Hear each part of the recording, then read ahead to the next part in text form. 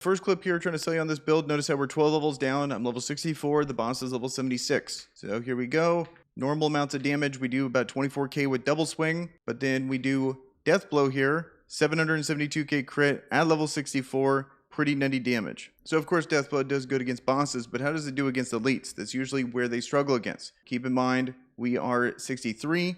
The enemies are 75. And we pull this guy in. This is a wrathful one. 230k crit there. Okay, another 289k crit. And here we go, one more elite. And we dunk him for 203k. Hey guys, Kire here. Really excited to show you guys this build when it comes to a death blow walking arsenal style build. I wanted to start the video off with some of the damage numbers as a very clear, here's a cool thing that this build can do. But the build is so much more than just big damage numbers. It actually synergizes super well together. And there's all these different synergies, all these different expertises being used. I legitimately think this is a really cool version of this build, and I want to share with you guys, it's just there's so many different synergies here that it's going to take me a bit to kind of walk you through every single one of these. So I've done 2 guides on double swing so far. I'll link them in the top corner. I think that's a good place to start if you're just getting into double swing. This also works out too from a leveling aspect because you start there with a more simplified version of double swing, and if you want to add a little spice on top of it, you come back here and then you can get this version of double swing. Okay, so now let's actually see it in action. I want to show you guys the rotation. Then we'll go through all the standard stuff such as skills, aspects, gear, Paragon board, all of that. Okay, so I mainly just want to show the initial rotation, like how the build mostly works. Okay, so mainly you're going to want to start, you want to pull them in, stun, that's how we get fury, and then we just double swing. So that's a lot of it, but notice how we're trying to build up this. This is how we get more damage. And the first thing we want to try to do, I would say core of this build is going to be trying to get as much attack speed as possible. How we're going to be doing that is going to be just critting with our core skill. That is going to be the top priority. Then you can weave in these other abilities way faster. It's just a good starting thing to get to. And this has already been proven in the other builds that this is a good core. These additional things just complement it really well. So let's pull them in and start blasting here. And then as we get them all kind of going, then that's going to mean our double swing is even stronger. And then on elites, it does good damage. And then because we have so many ways to get our cooldown back, we don't really care too much if we don't kill them. You know, we just got a almost 400k crit there. We have a lot of ways to stun. We have ways to shield as well. Stun these guys here. It's a good finisher. You know, like you just can make sure you're doing your normal stuff with double swing, and then it comes out, and that's how we're able to consistently get all the damage. Just don't want to forget about auto attacking to make sure everything is still up as we're doing this. But this is, for the most part, how the rotation works. Okay, so the first thing you might notice when it comes to this build, and why I'm pretty excited about it, is that there's no shouts. You're not pigeonholed into needing shouts. Everyone kind of memes on Barbarian that you need all these shouts and stuff, but you don't. And I think this build proves it, that at least we have one build that doesn't need any shouts. But there's a lot of issues or a lot of questions that need to be brought up if you're going to take no shouts, because they're just that good. And the first is going to be, do you have Unstoppable? Do you have extra damage reduction? Because Rallying Cry and Challenging Shout are pretty much taken in every build. And you can have that answered here with Iron Skin. This in combination of one aspect where Iron Skin grants Unstoppable and a 28% damage reduction, and there's also getting Unstoppable. So it's kind of like hedging your bets. It's a combination of Rallying Cry and Challenging Shout mixed into one, not as much DR, and you're losing the resource generation from Rallying Cry, but you're gaining a shield and healing from that. So it's kind of a mix of both. Then the next questions would be, do you have Fury issues? And do you have cooldown reduction issues? And I would say I have answers to both of those. So when it comes to Fury, with this build, why it synergizes well is Ground Stomp, 40 Fury right there. You get 20 Fury here with Death Blow. Double Swing is something that is very self-sustainable, because if you hit someone that's stunned or knocked down, you gain 25 Fury. So we're going to be stunning, obviously, with Ground Stomp. But then we also gain stunning with Weapon Master, because you get this lucky hit. Your weapon mastery skills have an additional charge, which is very necessary for this. But then it also gains the bonus of lucky hit. Damaging an enemy with a weapon mastery skill has a up to 55% chance to stun them for 2 seconds. We absolutely have stunning things in this build because of enhanced double swing. If double swing damage a stunned or knocked down enemy, gain 25 fury. So that portion answers the potential fury cost issues. It's nice to be able to have the additional bonuses of weapon mastery moves, but I like to have an additional way of being able to proc a stun, because that is going to give me more abilities to be able to cast double swing more consistently. So having that additional stun there is just a nice bonus that this is the best aspect for weapon mastery moves. Having that additional charge is basically mandatory if you're going to be able to want to use Death Blow consistently. Okay, so now let's talk about the cooldown portion, and then we'll talk about the entire synergy here and how it all kind of comes together. Here's a really good synergy between these two moves here, and it addresses a lot of cooldown issues. In my opinion, this glyph is mandatory, and the main reason why I wanted to run this synergy. Hitting with a weapon mastery skill reduces the active cooldown of another random weapon mastery skill by 2 seconds. When I'm using Death Blow, I'm lowering the cooldown of Steel Grasp. When I'm using Steel Grasp, I'm lowering the cooldown of Death Blow, and they synergize well together. And then all of those moves are proccing the potential of a lucky hit to be able to stun. Being able to lower the cooldown by 2 seconds is awesome. That, and combined with the additional charge, makes it to where I'm happy to use these moves and I don't feel like I need to save them, or I don't feel like I don't need to worry about the cooldown not being available in time. So here's how the build comes together, and it starts with Walking Arsenal. So dealing direct damage with a two-handed bludgeoning, two-handed slashing, or dual-wielded weapons grants 10% multiplicative increased damage for 6 seconds. While all 3 damage bonuses are active, you gain an additional 15% increased damage. So I believe how that's worded is you get 25% increased damage multiplicative when you have all 3 being used. Picking the right weapons for Walking Arsenal is really important. These are the choices I made. Starting with Double Swing, we have to use dual-wield weapons. Choice is going to be on the other options. And then for auto attack, we're going to want our two-handed bludgeoning on here for a couple of reasons. One, and most importantly, is going to be concussion. Skills using bludgeoning weapons have a 45% chance when using a two-handed bludgeoning weapon to stun for 3.42 seconds. And then additionally, we have this where Endless Fury basic skills generate 15% more fury when using two-handed weapons. And then that leaves us with our last thing, our slashing weapon. It is going to be an axe here for Death Blow. And the reason why I like an axe is because we're trying to dunk people, so they're going to be healthy a lot of the time. I really like the additional version of the expertise on two-handed axes, because normally people choose this expertise because axes are not used commonly.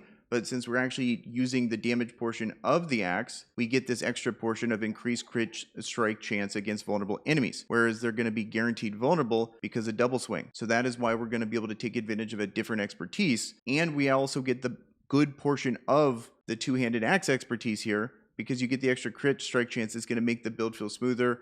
Death Blow doesn't come out all the time, so when it does, I want it to actually crit as much as possible. Those are the reasons why I like the axe. Then that is going to be the full synergy there where we get all 3 things. So we're going to be able to consistently have Walking Arsenal up with this build as well. Okay, so itemization for this build I think is going to be really important to talk about, because for the most part, when you're making a build, you just want a high item level weapon for your main core skill. But this build uses 4 weapons. If there's one thing you're looking at this build, you're seeing this, it would be like, wow, do I need to have all 4 weapons? Not only a high item level power, but then also well rolled. That's going to be really tough to get. And I don't think so. I think the core of this build, or at least the way I look at this build, is it's a double swing first build, and then everything else is a bonus. So the important thing is going to be having high item level power on your main 2 weapons here, your one-handers. That is the top priority when it comes to this. And then the affix wise, you want it to look like this one. You want to have all stat strength, crit damage, and vulnerable damage. That would be the dream affixes. But the important thing is going to be having the damage on your double swing weapons, because that's the priority.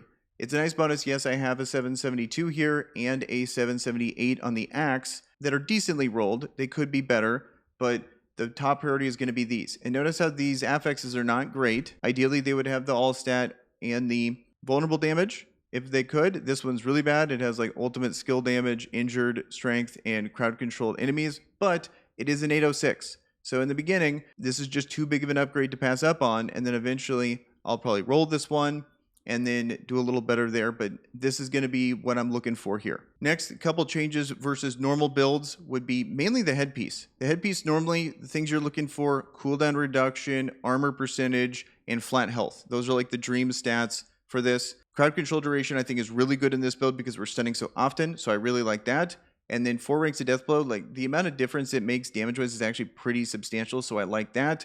Basic attack speed, I'm actually a fan of because it helps with fury generation and being able to weave it in as you're just trying to proc that Walking Arsenal passive, being able to have that come out faster is nice. I would say the main priority is going to be the crowd control duration, but you could just not even have any of these and just go with the typical survivability, and I think it'd be fine, because the point of this build is not to have big, massive numbers with Deathblow. It's to be able to weave all these in. I wanted to try this. I like to see the big numbers, but this is not necessary. And then another change, normally you would go resource generation, but I don't think it really needs resource generation.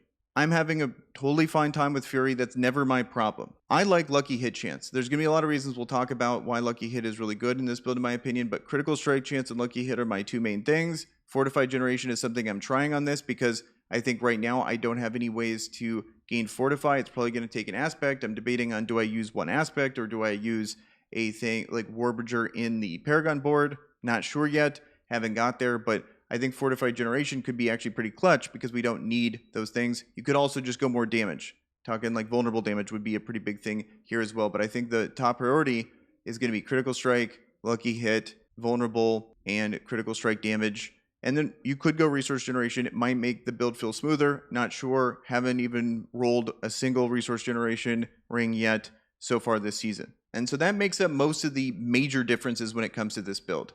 I would say this one might be a little specific. You're going to want double swing, critical strike chance, attack speed, and lucky hit chance. That would be the dream roll. I'm 2 for 4 here, but that would be ideal. For the rest of the build, just very typical. You want Fury Cost Reduction here on the boots. Okay, Future Kire here. I want to cut myself off when it comes to the boots. One thing that would massively improve how this build feels is going to be the implicit. Evade grants 75% movement speed for 1 second. You want the one that gives you extra evade stacks. If anyone's ever used Steel Grasp, they know how kind of clunky it feels when you pull in, you kind of get a delay. Whereas if you get the thing with more evade stacks, you'll be able to Steel Grasp in, evade, and still have more evades available for other things that you need to dodge. That's going to make this build feel infinitely better and more smooth to play. Really look out for that implicit there. Also, all the other important specifics when it comes to every single one of these pieces will be in the build planner. And on the neck piece, on the chest and legs, you just want as much damage reduction from insert thing as much as possible, like damage reduction close, damage reduction fortified, ideally not damage reduction distant, normal damage reduction, armor percentage, flat health, all those things would be nice on the chest and on the legs. This one I'm a little closer on, but not fully there yet. But that's mainly it for the itemization. Just remember, all the weapons don't matter too much when it comes to damage. It's just more about the affixes on the two-handers, and then on the one-handers, you definitely want the best damage you could possibly get, or the highest item level power you could possibly get. Okay, so now let's talk about aspects here, and as you can see, a lot of these are not even filled out. I have none in my rings. I have none here on the two-hander, but I do have a lot of these other ones filled out. Nothing here also on my headpiece, and I still think it's doing really well. Also, this one's completely worthless. It's not even being used. What are the main ones that we're needing here to make this work? And then what are the ones I'm looking for down in the future as we start to pull more pieces of gear? This is going to be the main mandatory one to make this come online. Getting this extra stack of weapon mastery skills, very important. The whole build just doesn't feel good without this. And you get the bonus of having the lucky hit to be able to stun more. So that's why I'm really liking lucky hit chance a ton with this build. And we actually legitimately have the option to do that. Other things such as other aspects and other expertise options. This is mandatory. I would say this is still mandatory in obedience. As you can see, I'm using a min roll and it's still working good. I really like disobedience. This is going to help our survivability a ton. And then I'm also really liking accelerating. I think this is just one of the best aspects you could possibly have on a double swing build. And I'm trying it on the one-hander. On the last build when I did double swing, I said on the two-hander. I think it's still pretty good on the one-hander. It might not necessarily be needed to have the two-handed version, but I do like popping off with the extra 50% attack speed, but you could have it here and it's still just fine. This one, super good. I would recommend putting this on the two-hander, but it's not necessary. Just remember that the damage portion of this is not the point of the build, but it is a really nice bonus. Hitting those big numbers is going to be awesome, especially as we get down in the future when we have even bigger numbers. It's going to be sick. We're going to like one-shot bosses, and it's going to be because of this aspect. But the important part is being able to have all the other utility aspects to make it work and benefit double swing. Got to remember the focus of this build. So this is nice. I'm going to put it on the two-hander. This is how we get the big numbers, but it's not 100% necessary, at least as we're leveling up. This one definitely is necessary in Iron Skin. Grants Unstoppable and a 28% damage reduction. You need this if we're going to go without shouts. This is absolutely mandatory if we're going to be doing that, because Unstoppable is just unfortunately too good in this game to be able to dodge all the chill effects, all the CCs and stuff. If you don't have this, you're just going to get CC'd and one shot. So you really want to have this aspect. I think this is a really good aspect is basic skills grant 20% damage reduction for up to 6 seconds. I've been liking this one a ton, but this is all the aspects I have currently on the build. Let's go to the build planner and I'll show you the aspects that I'm missing that I'm looking to get that will make the build even better. And I'm going to go in the order of the ones I'm most sure about to least sure about, but a lot of these are going to require testing and these are not all fully set in stone since I haven't actually got to use them, but these are the ones that I'm excited to at least try. It sound pretty good based on the build we're building here. So the first one is going to be this one. I think this is a pretty clear, amazing one for this build. We're going to Steel Grasp them in, and they're going to be stunned. When there's at least 5 close enemies, stun them for up to 4 seconds. This can only occur once every 20 seconds. So I think this is going to be amazing, and I'm going to add a ton of consistency to this build. And then next we have gain up to 20% increased lucky hit chance while all damage bonuses from the Walking Arsenal key passive are active. We got to remember that Deathblow has a really high lucky hit chance of 57%. So we're going to be getting 20% additional there. We have lucky hit on both our rings, and we're going to be trying to get lucky hit on our gloves. So a lot of potential options to be able to lucky hit. And then remember that we have this one where lucky hit damaging an enemy with a weapon mastery skill has up to a 55% chance to stun them for 2 seconds. So it's going to become not a 57% of the time it lucky hits and stuns 55% of the time. It's going to get up to the point where 100% of the time it's going to stun 55% of the time, which I think is going to be pretty nuts. In addition to all these other ways to stun and how well stun works with double swing. And then for the weapons, I got these basically the same. Accelerating's really good. I want to try this one. I'm not 100% sold on this when it comes to the basic attacks gain 30% attack speed. This could be good. This could just be a complete waste, but I want to give it a shot because I feel like weaving in the auto attack, I want that to come out as fast as possible. So if this feels noticeably better, then I think it's worth it to be able to consistently proc that. The active auto-attacking with the two-handed mace gives you a ton of benefits that we can talk about in the expertise section. And I think Edge Masters is going to be the move for the two-handed because you gain, it doubles the amount of damage. But this works not just for core moves. This works for all moves. Skills deal up to 40% increased damage based on your available primary resource when cast, receiving the maximum benefit when you have full primary resource. So this is going to be amazing. This is going to make our damage go to the moon. Everything that I've shown doesn't have Edge Masters on it. So I can imagine just having this on a two-hander is going to be hilarious on how much it's going to increase the damage of Deathblow. Then we have Disobedience here. Ideally, we would have a better roll. That's going to increase our survivability a ton. And then for the rings, this is something that I'm curious about and I'm going to try. I think because we're going to care about energy more often with Edge Masters, even though this build doesn't really have energy issues, I think it potentially could still benefit us to have other ways of generating fury faster. So we can just maybe auto attack once or twice and we're full. And then if we come over the top with the death blow or we get back into double swinging and they don't have stunned, it's not going to be a problem at all because we have so many ways to gain fury. I think this is going to be a good one to at least try. I've never gotten to try this version of it because gain up to 36% increased fury generation while all damage bonuses from Walking Arsenal key passive are active. That'll be fun to see if that actually makes a big difference in how the build feels. And then the other one here is going to be gain up to 6 fury per second while berserking. We have a ton of ways to be berserking. Every single time we pull someone in with Steel Grasp, that is going to be berserking. And that's just one of many ways we can get berserking. So I think this can actually be pretty good too. Okay, Kire from the future here. I just want to mention a couple things that could potentially be fun. One being 100,000 steps. I know this is totally a meme unique, but this might actually be one of the few builds that can pull this off. Yes, you lose a ton of stuff. You lose Fury Cost Reduction, you lose damage reduction to injured, you lose Fortify, Generation. So many things we're losing here, but it would be fun. We also gain a new slot on our build if we do this. There's a lot of potential here. After gaining the final damage bonus from Walking Arsenal key passive, you automatically cast Ground Stomp and gain anywhere from 32 to 50 Fury. This cannot happen more than once every 30 seconds. I'm figuring in this situation, you'd rotate it with Audacity. So you pull people in, that's a stun. When you proc all 3 parts of your kit, that's a stun. And having that in your back pocket, that's going to open up another ability. You could throw an ultimate on there. Maybe even throw a shout back on there if you wanted to.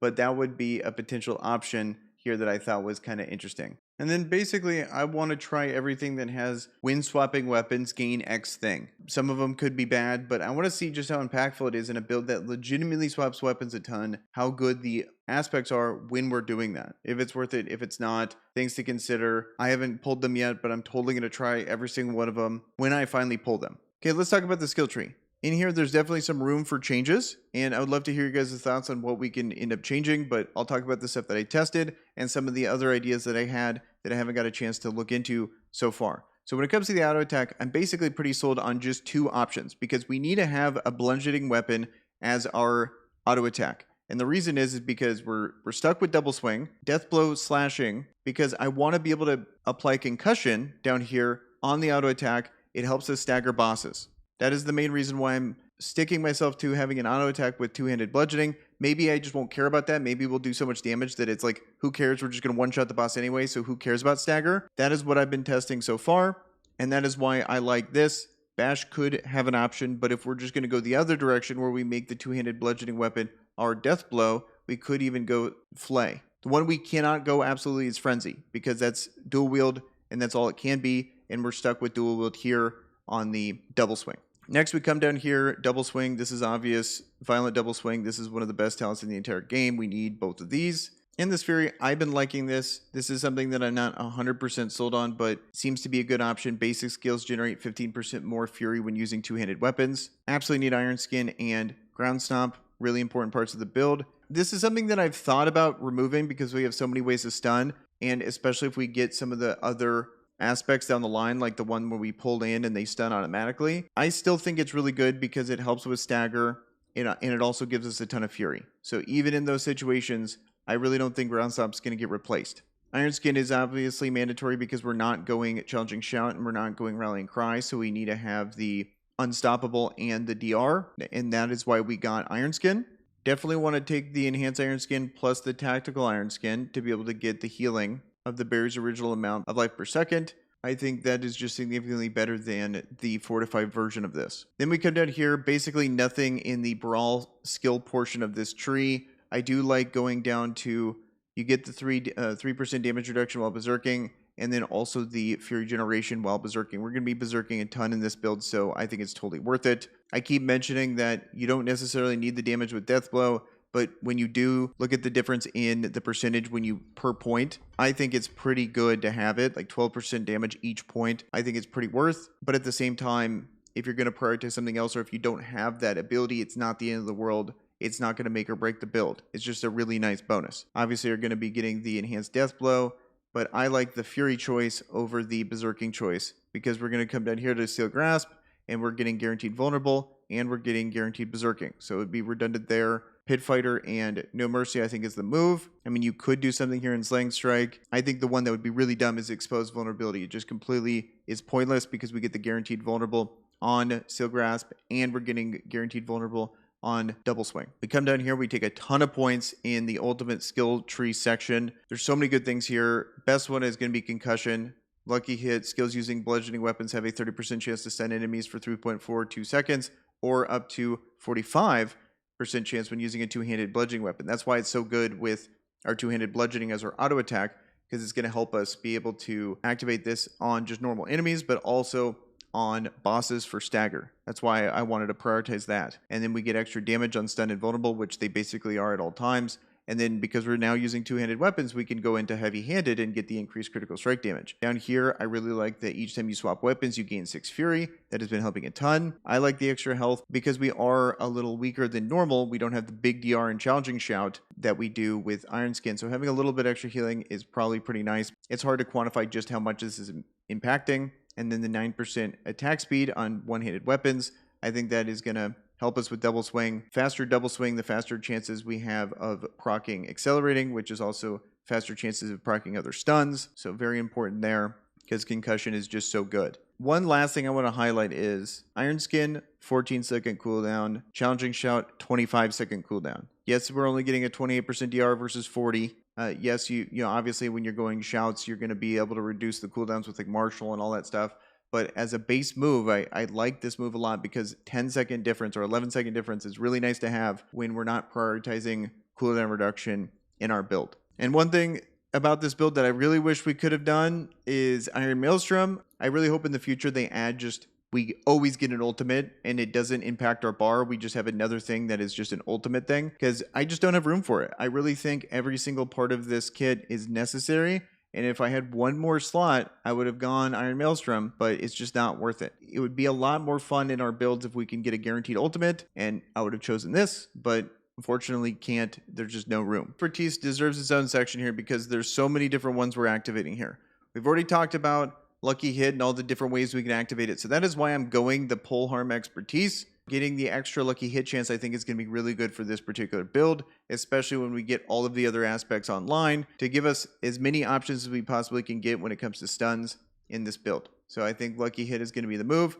Could also activate Two-Handed Sword Expertise to be able to get bleeding, and then that opens up a whole other possibility of DRs when it comes to bleeding and other affixes and abilities that only work when an enemy is bleeding. So that is another option we have here. And then we could also still do the Two-Handed Axe Expertise, because yes, we are using a Two-Handed Axe, but the other moves are not. So they would be losing out on the increased damage to vulnerable enemies with our double swing. So that is one thing to consider. Why I like a Two-Handed Axe the most is because as we're using it, that if you guys are familiar, notice how the first portion is active. There's two sections. There's the increased damage to vulnerable enemies and then the increased critical strike chance against vulnerable enemies.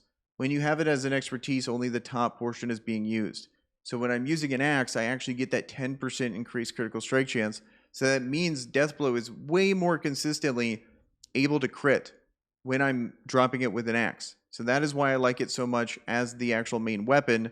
And then because it does so much damage, you can drop it on a person that's healthy. It's going to do a shitload of damage. And then another thing to highlight is going to be the Two-Handed Mace Expertise. I think this really pairs well with this being an auto attack, because Lucky Hit up to a 9% chance to gain 2 Fury when hitting an enemy. Double this amount of Fury gained while berserking. So we're going to be gaining a ton of potential Fury just from the auto attack. So I think this is really good to kind of synergize well with, this is basically our activator. We have the extra stuns with it. We have the extra Fury generation. We're going to be berserking a ton. I think this is really good. And then a level 10 bonus, you deal 15% increased critical strike damage to stunned and vulnerable enemies while berserking. So that is another nice benefit of this. This actually does decent damage as an auto attack, but for the most part, it's just all support. It's Fury generation, it's stuns, it's stagger bar generation. I like the Two-Handed Mace Expertise. It just seems to work really well with what we're trying to do here on this build. For my weapons, I'm always going to be going a one-handed mace because I want concussion on my double swing. It's just absolutely necessary. But we're going to be doing increased damage to stunned enemies. Double this amount with 2 maces. If anything, I would go 2 maces. I'm never going to go 2 swords, and I'm never going to have an axe, basically. I'm only going to have a one-handed sword and a one-handed mace, or 2 one-handed maces. That would be the only combination I would do for this build. And then Lucky Hit, you have a 10% chance to gain berserking for 1.5 seconds when you hit a stunned enemy. Basically, the entire time we're going to be hitting stunned enemies. So also very good. Lucky Hit up to a 10% chance to gain 5 Fury when hitting crowd controlled enemies. Double this chance when using 2 swords. And then killing a crowd controlled enemy increases attack speed for 3 seconds. Double this amount when using 2 swords. So we're getting the extra Fury and we're getting extra attack speed. Yes, it doesn't happen all the time, but we're attacking a ton, and then having these little nice bonuses throughout the encounter really seems to work well with the build, especially when everything is synergizing with exactly with what we're trying to do. And unfortunately, one-handed axes are just not going to cut it. The axe implicit is just not that good. Increased critical strike chance against injured enemies is just not that good for what we're trying to do. It's okay. It's not the end of the world, but it is all right. Worst case scenario, you find a really good axe. It's not like the build's completely trash. I would just say that the big priority is always to have a one-handed mace. Next up is the Paragon board. This is going to be something that is going to change a ton. As we level up, I'm only 64. This is going to be something that I'm going with now to make the build active. But there's a couple things that I wish I could have that I just can't because my glyphs are not leveled up to 15. And I just don't have enough Paragon points to be able to do these things. First thing I want to mention is that these two are necessary in Weapon Master and Mortal Draw. I would say these are going to be the 2 best starter ones to get. As you're leveling, if you want to do this, choose Warbinger. So this is the only board that I was able to find that pre-15 glyph that you can actually activate a 25 dexterity node. That's the only one I found. Maybe I'm wrong, but this is what I saw. So that is why I went Warbinger and was able to activate this to be able to get Hitting with a weapon mastery skill reduces the active cooldown of another random weapon mastery skill by 2 seconds. That is massive for this build and makes it really good. This is also really massive. This is the thing I'm actually prioritizing and leveling of how much damage we can be getting from this. Damage with skills that swap to new weapons. But the big part of it is the bonus of swapping weapons has a 18% chance to cause the skill's damage to critically strike. I like putting a dexterity node in the initial one, but getting that other dexterity node was my problem. I found it in Warbinger. This is not the node I want to go. There's so many good boards out here as you're leveling that we're missing out on. So for example, Decimator. This one is amazing. This is like I consider this in my head the vulnerability node because you get 20% vulnerability damage here. You're getting 5%. You're getting another 5%. You could come here where you get 20% damage with two-handed slashing weapons and another 10% vulnerable damage there. Physical damage. This is a really popular board for good reason. You get damage reduction to vulnerable enemies. This is an amazing board. And you can't take it for a while with this build because you're going to need to activate this. So as we're leveling up, we're going to change our boards out a ton to be able to prioritize this. And then as we level up our glyphs, that's going to change it too. So this is the things that I'm prioritizing for now. And then that will change massively as I get up to, like, let's say level 70. I'll have enough that maybe I'll want to change it up. But this is what I prioritize next. Then after that, we're also missing out on Flawless Technique. This is an amazing one because look at all the crit damage we get. We get 30% crit damage with one-handed weapons. We're gaining damage reduction here. You can also get a really good armor node. 200 armor. That's really good. More critical strike damage. And also just more damage and attack speed. As you'll find that attack speed is very hard to find in these Paragon nodes. And so that is another way of getting that. Another board we're missing out on we have to get later. So this build's only going to get better as time goes on. Then there's a couple of other interesting things I want to talk about when it comes to this is we can actually activate some of these legendary nodes. They actually look kind of good for this build because we're genuinely switching through and using all of our abilities, like the full arsenal system. Carnage could be one. Berserking critical strikes increase your attack speed. Attack speed's super good in our build, so finding something like that. Flawless Technique, damaging enemies with a one-handed weapon increases your critical strike chance up to 5% for 2 seconds. This can only happen once per skill cast. The 2 seconds is totally fine. We're double swinging with that. Then we'll come over the top with our Death Blow to be able to give us more crit. And then swapping weapons grants you 3 Fury. We already have that in our skill tree. We get 6. That will be an additional 3. Might not be worth an actual legendary node, like having to path for that. We at least have it here. Having a little bit more might be a little nice. So those are the things that I wanted to mention when it comes to the Paragon node is just how we have to go a very particular board early the sooner you want to make this build. And I'm still able to do these kind of amounts of damage without the Flawless Technique board and without the Decimator board. Those are some of the 2 biggest boards to be able to do a ton of damage, and I don't even have those activated yet. Only speaks to just how much better this will be towards the end game. So let's talk about the Malignant Hearts here. I'll bring up the ones that I use currently in the build and then some potential other options. This is the Wrathful Heart where it's rotating between attack speed, resource generation, and a barrier. I like this one a lot. I think it's pretty good. Attack speed's hard to find. You really notice it when it cycles back through. If you just gave me 18% attack speed, I would absolutely love this thing. I don't care about the other stuff, but this is a good choice. This one I think is super necessary now with the nerfs. Having the extra DR is really nice. The damage is just kind of a bonus. Don't really care about it too much. This is a good option. I've been really liking Punishing Speed. This really synergizes with the build. Your skills have a 30 to 40% chance to knock down all enemies for 1.25 seconds when that skill's attack speed is higher than anywhere from 35 to 20%. The knockdown also works with double swing to give the energy back. So I think this is a really good option. I just love how consistent this build is at being able to constantly activate double swing, whether it be through stuns in all these different ways and the knockdown of the Devious Heart here. Here's some other options to go through. The Barber. This thing is absolutely insane. This would probably be something I would be using. Probably every build should be using this. The amount of damage that this thing does is just absurd. I haven't pulled it yet, but would totally go on if I had it. So unfortunately, I think Focus Rage just doesn't work with this build because after spending 100 to 60 Fury within 2 seconds, keyword being within 2 seconds, your next non-basic skills critical strike chances increased by 30 to 40%, which would have been awesome, making sure Death Blow always procs. Basically, it would be 100% uptime there. But unfortunately, I don't think we can spend enough Fury within that 2-second window because double swing for me only takes 18 Fury. So that would mean we would need to double swing 4 times within 2 seconds. It's just not going to happen. So I had to drop this heart. And then another one that we could do is this one, where you gain anywhere from 65 to 85% critical strike damage, but your non-critical strikes deal less damage. Things to keep in mind is it's additive critical strike damage, but multiplicative less damage. So it's really punishing if you don't have enough critical strike chance for this thing. I think it would be fun for big numbers, but you also need a ton of critical strike chance to ever justify this too. So me personally, I would rather have less damage but have more consistency when it comes to survivability and being able to knock people down and create more stuns.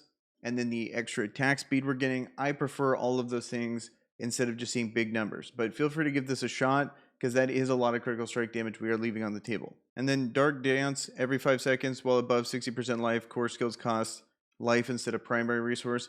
I really don't think this is worth it. We do not have Fury issues with this build, so this would be a complete waste and just make us squishier for no reason. So if you're thinking about running this, I want to talk about when is the soonest you should be able to run this. Because as you'll notice, I don't have everything filled out, but at the same time, I'm still feeling like this is working really well. I would just run a normal double swing build. I already linked it up in the top corner if you guys want to check it out. I'll have it also linked in the comment section if you just want to go that route, but I would say that's a good starting point. Then you build upon it with this. And when is the absolute soonest I would switch is going to be when I have these things. First is going to be this aspect here. You need to have the additional charge. Not having that additional charge is going to make the build feel super clunky, not worth it at all. Just stick with normal double swing. Next is going to be accelerating. This is also really good on the normal double swing build. You're going to be wanting this regardless. It's going to be up to you if you like it on the two-hander or the one-hander. I'm trying it on the one-hander and I still think it's really good there too. So it might not even be worth it to put it on the two-hander, but this is a super good imprint that makes just base double swing and in extension this build feel really strong.